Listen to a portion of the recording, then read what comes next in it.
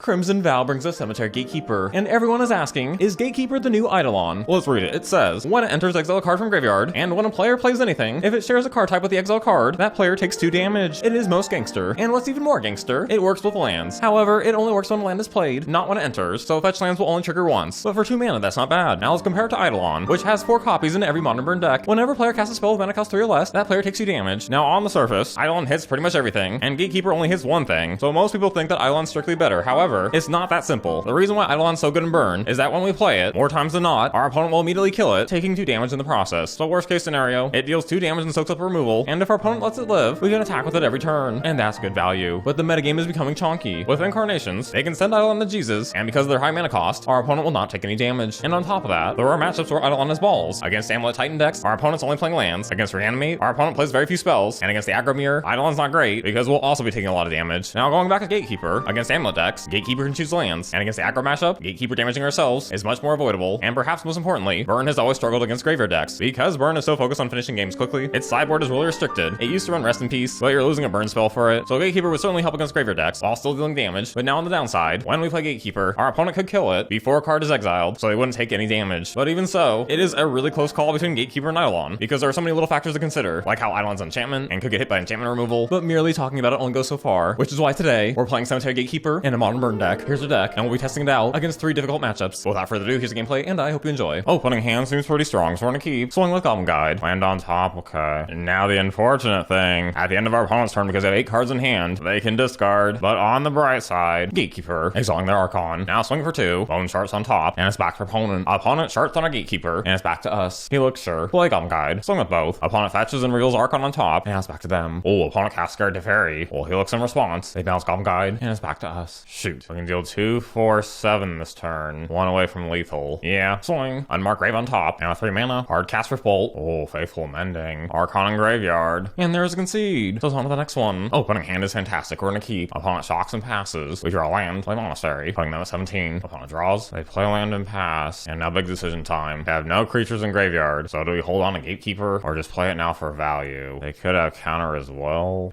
Whatever, play it now. They do have counter. Swing for 1 and pass. Oh, Unmarked Grave, finding Archon, so we have to assume they reanimate next turn. And we draw Monastery, not bad. Play it. Lava Spike, Skewer, spank for 6, putting them at 1. So close. Oh, Faithful Mending. So they'll gain 2 life, and theirs persist. So we sack and discard, and they drain and draw. It's not looking good. No, not Skewer. Darn it. So our opponent wins this one, and now it's on to the next one. Opening hand, this seems acceptable, so we're gonna keep. We'll keep our land open and pass. Opponent does the same. We'll bolt for 3. Oh, and Monastery. We could hold on to Gatekeeper, but I really want to play it now. So Gatekeeper it is. Exiling our fetch, and now it's back to opponent. Opponent plays a land, so they take 2. Oh, and Prismatic Ending. So farewell Gatekeeper. Oh, but we find another. But here's where things get chonky. We could play Gatekeeper, choosing either instant, sorcery, or land. It's a bit late to choose land. You know, I think the better move, Monastery, Boros Charm, and we'll hold back with Gatekeeper in case we need to exile the graveyard stuff. Alright, opponent's at 8, back to them. Oh, Prismatic Ending. And then they pass back. This is very tricky. They might just have counterspell again, which would be stinky for Gatekeeper. How about we draw? Helix, not bad. Assuming they do have counter, we'll pass and Helix on their turn. On our end step, opponent considers, and while they're tapped out, Helix them down to 4. But opponent passes. Another land for us. 4 cards in their hand. They definitely have counter. We ain't falling for that. We're just gonna play a land and pass. And why the opponent passes again? Might as well bolt. Surprise, they have counter. Come on, something good. Oh, that's good. 4 damage. And so victory is ours. Our opponent's hand was pretty balls, but had they put Archon in graveyard, we were ready with Gatekeeper. And now it's on to the next matchup. Opening hand, very land heavy, but we'll still keep. So with Goblin Guide, opponent finds a land. Opponent plays on the top turn passes. We probably want to play Gatekeeper this turn, but then we'd have to choose land. Probably dealing 2 to 4 damage, maybe 6. I would have liked to name Artifact, but it's not worth wasting Blaze on an Ornithopter. But Gatekeeper it is. Well, first swing, Sentinel on top. Oh, Sentinel on top. Maybe we should play Searing Blaze while we can. Nah, the sooner we play Gatekeeper, the better. And it's back for opponent. Opponent plays a land. Oh, and a Stoneforge. Finding Colossus Hammer, and then it's back to us. Land for us. So go Monastery, land, and Searing Blaze. Swing for 6, putting our opponent at 5, and it's back to them. Opponent plays a land, plays Paladin, and then draws a card with Hammer. But then our opponent passes. Gatekeeper will crack Canyon. Goblin Guide, nice. Because even if our opponent blocks, they still take lethal. So we're going to game 2. Opening hand is fantastic. We're gonna keep. Oh, Whisper Sentinel. That's pretty good. We'll play Goblin Guide. Swing. Opponent finds a land, and now pass back. Oh, another Sentinel. Ornithopter and Hammer. This is not looking good. It's back to us. I'm pretty sure we're losing this one, but we'll swing. Opponent finds a land. Then we'll keep Helix at the ready and pass. Pure Steel Paladin. That will do it. Because even if we Helix, they can still pay 0 to equip. So we're going to game 3. Opening hand, 1 land hand, but a pretty good 1 land hand. hand. So we'll keep. Swing with Goblin Guide, hammer on top, and it's back to opponent. Opponent digs for an equipment, finding Paradise Mantle. Oh, and they have Ornithopter. Lava Spike. Oh, we should probably keep Bolt at the ready. Swing for 2, Memnite on top, and back to opponent. Opponent plays Mantle, attempts to equip, but Lightning Bolt. They play Memnite, and they equip the Memnite. Interesting. A nice land. But now we don't have any instant speed removal. Monastery Lava Spike might be the best move here, but we'll give Gatekeeper a shot. Swing for 2, gift on top, and now Gatekeeper, exiling Ornithopter. And now it's time to start clenching. Paladin, they take 2, Hammer, they take another 2, and they equip for free. They probably have lethal next turn because they have a gift in hand and Ink Moth. So come on, something good. Land. Oh wait, we win. Land, Lava Spike, and Boros Charm. What a pleasant surprise. And now it's on to the next match. Opening hand is most strong. We're gonna keep. Swing for 1 and pass. Oh, and a very strong start for them as well. And now it's Gatekeeper time. Choosing land, obviously. Opponent plays a land. Nice. Oh, and a second amulet. Not fair. We pull another monastery. We'll have to wait until next turn to finish them. So we'll play both monasteries. Fist for 5, and then it's back to opponent. Opponent touches for breeding pool. Amulets let them float 2 mana. Boros Garrison. Now there's 6 mana floating. 7. Darn it. 1 red mana floating. My gosh. I'll spare you the details. But basically, Titan has double strike and haste, and their lands entering don't even trigger Gatekeeper. Meh. 2 amulets. So opponent game 2. Opening hand. 2 Gatekeepers for a keep. Lava Spike, and it's back to opponent. Opponent plays Grazer, and passes back. Gatekeeper time. Hooray. Opponent explores, plays a land, and another one. They explore again. Fantastic. And yet another land. And now back to us. Monastery, and a few options here, but I think the safest, Gatekeeper, exiling our fetch, then Monastery, 1 damage goes through. Opponent plays a land, playing Titan, finding Radiant Fountain and copying it. So our opponent goes up to 9. Ew, Rift Bolt. But I still have Dummy Thick plan. We'll Bolt, Helix, swing, and our opponent concedes. A lot of lands in hand, so we'll have to settle things in game 3. Opening hand, oh boy. If we don't top deck a land, we pretty much lose. But YOLO, as the kids say, so we'll keep. Oh, there's an amulet, we're screwed. Ooh, but we do top deck a land. Suspend Rift Bolt and pass. This again, no! This sucks. And they have Dummy Thick Dryad. This feels kind of bad, but we'll Rift Bolt, play land and Searing Blaze, and now pass back. Oh, what is this? Our opponent plays an exhibition map and passes, which means they ran out of land, so we don't have much choice here. Play Gatekeeper, exiling a land, and then pass back. Ew, that's amulet number 3. We dead now, especially because there's Titan. That was traumatic. But they got so lucky, and we would have brought an artifact cave from our sideboard, but it is what it